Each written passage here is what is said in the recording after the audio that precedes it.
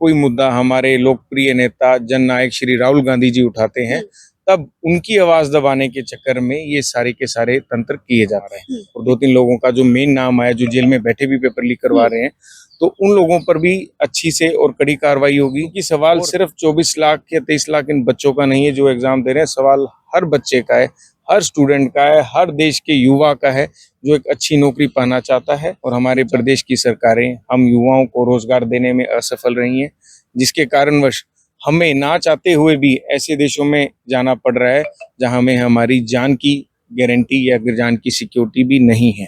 सटीक खबरों का सीधा असर। आप देख रहे हैं एनसीआर समाचार। मैं आपके साथ रितेशना मंगवाना और आप देख रहे हैं एनसीआर समाचार। आज पूरे देश की नजर सुप्रीम कोर्ट पर है। 24 लाख बच्चों के भविष्य का सवाल है। क्या फैसला सुप्रीम कोर्ट आज लेगा, ये बड़ा सवाल है, क्योंकि सीजेआई डीवाई चंद्रचूड़ की अध्यक्षता में आज फैसला लिया जाएगा। हमारे साथ कुछ कांग्रेसी कार्यकर्ता सीधा इनसे जुड़ेंगे। लगातार विपक्ष जिस तरीके से नीट का मामला उठा रहा है और लगातार विरोध प्रदर्शन कर रहा है, सीधा इनसे जानेंगे क्या होगा आज, कितना सस्पेंस होने वाला है, क्योंकि लगातार हियरिंग चल रही है सुप्रीम कोर्ट में और सीजेआई डीवाई चंद्रचूड़ की अध्यक्षता में चल रही है। कैसा फैसला है? देखिए, हमें हमारे देश के शीर्ष न्यायालय सुप्रीम कोर्ट व उनके जज पर पूरा भरोसा है। अगर आपको याद हो तो जिस दिन इसकी पहली सुनवाई हुई थी, उस समय जज साहब ने बोला था अगर किसी भी पेपर लीक में 0.001% का भी लीक का चांस हुआ है तो वो पेपर अवश्य ही रद्द होना चाहिए। उस बात को नजर में रखते हुए हमें पूरा विश्वास है सुप्रीम कोर्ट इस पेपर में जो भी धांधली हुई है उसकी तह तक जाएंगे और उसकी कार्रवाई करते हुए जितने भी उसके रिगार्डिंग जो दोषी होंगे, चाहे वो बिहार से लिंक्ड है, चाहे वो यूपी से लिंक्ड है, चाहे वो गुजरात से लिंक्ड है, जो अभी सिनेरियो बना है सारा जो इन्वेस्टिगेशन हुई है उसमें ये 2-3 स्टेट्स का नाम आ रहा है और 2-3 लोगों का जो मेन नाम आया जो जेल में बैठे भी पेपर लीक करवा रहे हैं, तो उन लोगों पर भी अच्छी से और कड़ी कार्रवाई होगी।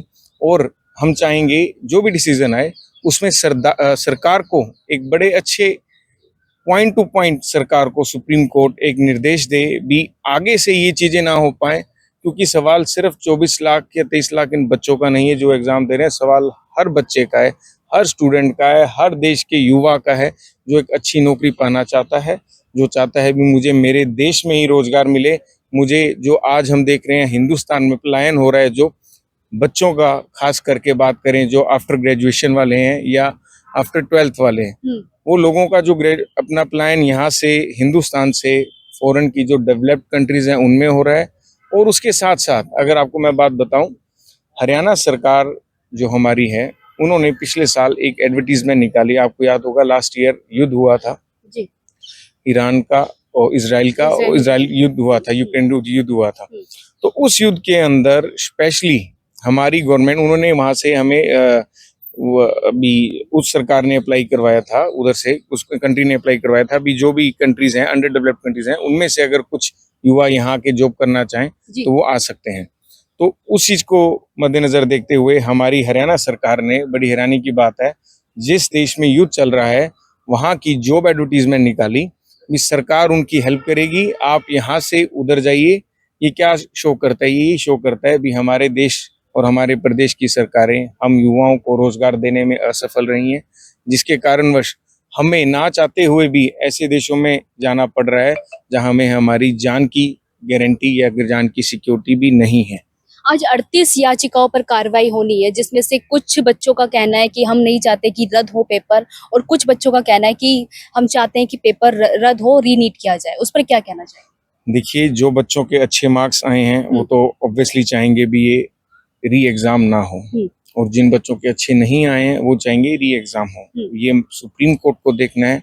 हम सुप्रीम कोर्ट से यही रिक्वेस्ट और यही प्रार्थना और यही आशा रखते हैं कि जो भी डिसीजन हो वो सबको मद्देनजर देखते हो, किसी के साथ भी गलत नहीं होना चाहिए, चाहे वो पास हुए स्टूडेंट है चाहे वो फेल हुए स्टूडेंट है, जो जैसा डिजर्व करता है। इसीलिए वो सब न्यायालय में गए ना जी, इसीलिए न्यायालय में गए हैं ताकि उनको विश्वास है भी न्यायालय उनके साथ बड़ा अच्छा करेगा, जो भी दोषी होगा उनको सजा मिलेगी। और रही बात री एग्जाम हो या ना हो, ये अब उन्हीं पे हम तो छोड़ते हैं, उनको जैसा सही लगे वैसा होना चाहिए। सवाल उठाता है, राहुल गांधी प्रतिपक्ष के नेता है जी, नीट के सवाल उठाते हैं, सत्ता पक्ष इस पर कब कार्रवाई करेगा, कब बातचीत करेगा सदन में, उनका माइक म्यूट किया जाता है। राहुल गांधी का ऐसा कहना है कि ओम बिरला जी माइक म्यूट कर देते हैं, इस पर क्या कहना चाहिए? बिल्कुल ठीक बात है। ये कहना का ये हमने अपनी आंखों से देखा है। लोकसभा और राज्यसभा के जो न्यूज चैनल हैं उन पे लाइव इनकी ब्रॉडकास्टिंग चलती है, तो हमने उसी पे ही देखा है। जब भी इस तरह का कोई मुद्दा हमारे लोकप्रिय नेता जननायक श्री राहुल गांधी जी उठाते हैं, तब उनकी आवाज दबाने के चक्कर में ये सारे के सारे तंत्र किए जाते हैं। लेकिन मैं उनको एक बात बोलना चाहूंगा, ये आवाज उनकी नहीं दबा रहे, राहुल गांधी जी की आवाज नहीं है, एक आवाज पूरे विपक्ष की है और उसके साथ साथ हर एक युवा की है जो आज रोजगार के चक्कर में भूखा मारा और नशे की तरफ बढ़ता जा रहा है। ये आवाज हर एक उस माँ की है जिनके बच्चे आज बेरोजगार होने की वजह से नशे की तरफ और चोरी चप्पी की तरफ डूबते जा रहे हैं। तो मैं ये रिक्वेस्ट आपके माध्यम से करूंगा, आने वाले समय में इस तरह की ऐसी चीजें ना हो, क्योंकि राहुल गांधी जी जो बोलते हैं बड़े सोच समझ कर बोलते हैं। उनकी बात में बहुत बड़ा उनकी बात में वजन होता है। वो बात अपने लिए नहीं, हमारे पूरे देश के लिए करते हैं, हमारे देश के युवाओं के लिए करते हैं। और वो सबसे बड़ी बात जो करते हैं, डरो मत और डराओ मत, हमें डरना नहीं है। प्रधानमंत्री लगातार कह रहे हैं कि जिन्होंने धोखा किया है बच्चों के भविष्य के साथ उन्हें नहीं छोड़ेंगे, फिर भी आप लोग लगातार विरोध प्रदर्शन कर रहे हैं और सत्ता पक्ष कह रहा है ये बच्चों को, छात्राओं को भड़काने की कोशिश कर रहा है। देखिए, ऐसे कोई किसी के कहने से नहीं भड़कता। जो सच्ची बात है, अगर उन्होंने ऐसी बात बोली है, हम उनकी बात का स्वागत करते हैं। हमें पॉजिटिव, राहुल गांधी जी ने हमें पॉजिटिव राजनीति सिखाई है और वो यही कहता है, अगर वो कहते हैं हम दोषियों को सजा देंगे या करेंगे तो करनी चाहिए। लेकिन आज आप देख लीजिए, 4 जुलाई का रिजल्ट आया हुआ है, 4 जून का रिजल्ट आया हुआ है और आज 9 जुलाई होने वाली होगी। क्या इतना समय लगता है? जबकि जो मेन कल्प्रिट्स हैं उनकी पुष्टि हो चुकी है, सब हो चुका है। सुप्रीम कोर्ट में जब ये केस चल रहा है, उसके जो डिसीजन होंगे उसको देखते हुए अब नेक्स्ट स्टेप हमारा वो रहेगा। आज जो डिसीजन आता है, हम चाहेंगे आज आ जाए, भगवान ना करे भी आगे कोई डेट पले किसी कारण। अगर आज वो डिसीजन आ जाता है तो कल से ही हम उस मूड के अंदर, उस हमारी डायरेक्शन, जो हमारा प्रोटेस्ट है, जो हम नीट के लिए जो भी चाहेंगे, वो हमारा नेक्स्ट स्टेप कल या आज डिसीजन आने के बाद हम उस डायरेक्शन में बढ़ेंगे। मैं आपके पास वापस आती हूँ। प्रधानमंत्री पे विश्वास है क्योंकि बोल चुके हैं कि बच्चों के भविष्य के साथ खिलवाड़ नहीं होगा। हम अगर इसी पे अगर उनको विश्वास होता तो वो विपक्ष को जब मुद्दे उठा रहे तो संसद में इस बारे में उनको राहुल गांधी जी से बात करनी चाहिए थी। उस बात पे उनको टाइम देना चाहिए था। जैसे आपने पहले भी बताया, माइक बंद हो जाता, सभी सारी दुनिया ने देखा है ये बात। और खड़गे जी बोले तो भी इस पे नीट के मुद्दे पर उन्होंने कोई भी मतलब उस बहस करने से मना कर दिया। इसीलिए आज हमारे कांग्रेस जनों को, कार्यकर्ता, आईवीसी के जितने भी हमारे यूथ के कार्यकर्ता थे, उनको अब हमें सड़कों पे उतरना पड़ा इसके लिए।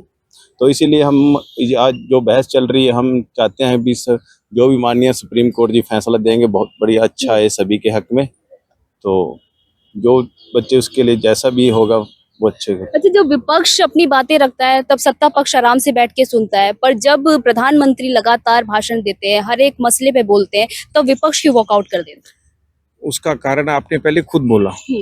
आपने क्या बोला अभी थोड़ी देर पहले भी, जब राहुल गांधी जी या कोई विपक्ष का नेता देश के किसी मुद्दे पे बात करना चाहते हैं तो वो बात नहीं सुनते हैं।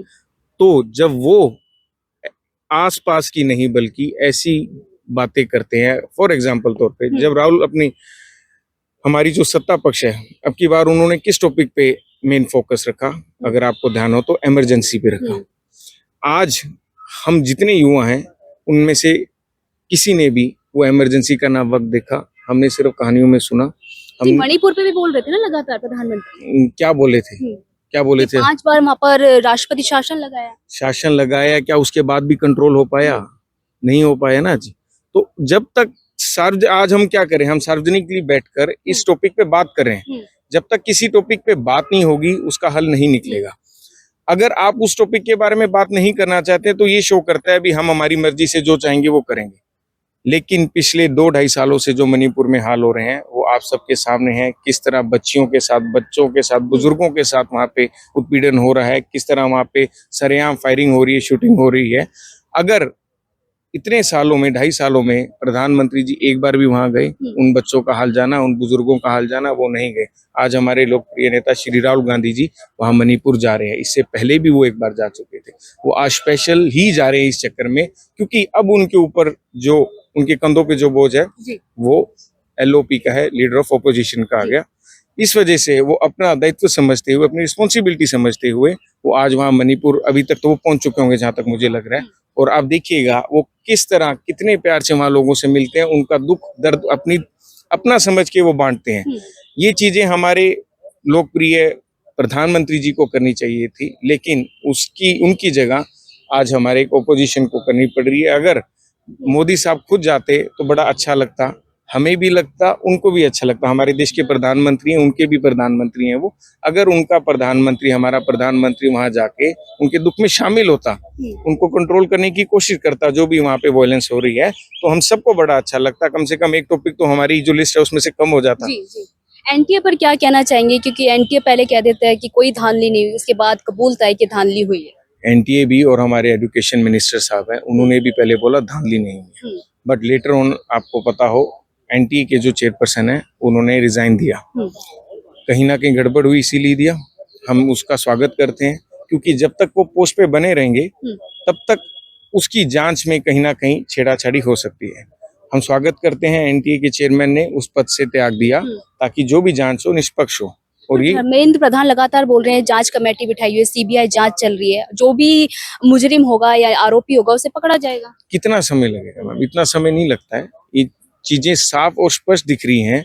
इनको, इस सरकार को अगर किसी को दोषी ठहराना होता है तो हम पिछले 5-7 सालों से तो खास करके देख रहे हैं जिस तरह की तानाशाही चल रही है। जिसको भी दोषी ठहराना होता है बिना कोर्ट कचहरी के ठहरा के और उसको सीधा जेल में डाल देती है। खास करके हम हमारे जो जितने भी देश के प्रदेश के नेता हैं, चाहे केजरीवाल साहब है, चाहे हेमंत सोरेन जी हैं, चाहे कोई भी है, सबको आगे क्या उन्होंने, करने वाले हैं आप लोग? अगर आज सुप्रीम कोर्ट का फैसला बच्चों के पक्ष में नहीं आता तो आगे आप लोगों की क्या रणनीति है? देखिए हम उम्मीद करते हैं और आशा रखते हैं वो बिल्कुल पक्ष में आएगा। और जिस तरह से भी हमारे लोकप्रिय नेता राहुल गांधी जी हमें डायरेक्शन देंगे, चाहे वो प्रोटेस्ट से रिलेटेड है, चाहे वो धर्मेंद्र प्रधान जी से रिलेटेड है, हम उस डायरेक्शन में जाएंगे। उनका जो हमारे लिए ऑर्डर होगा उनको मानते हुए, सरप्रिय रखते हुए हम उस डायरेक्शन में बढ़ेंगे। चलिए, बहुत बहुत शुक्रिया बातचीत करने के लिए। हमारे साथ कांग्रेसी कार्यकर्ता मौजूद थे। आज सुप्रीम कोर्ट के फैसले पर पूरे देश भर की आवाम की नजर होगी। क्या फैसला आएगा 24 लाख उम्मीदवारों के उस पर सवाल पर, भविष्य पर, क्योंकि आज तमाम बच्चे जो हैं सुप्रीम कोर्ट के इस फैसले का इंतजार कर रहे हैं। होना क्या है ये तो देखना बाकी रहेगा। मैं आपके साथ रितेश मंगवाना और आप देख रहे थे NCR समाचार।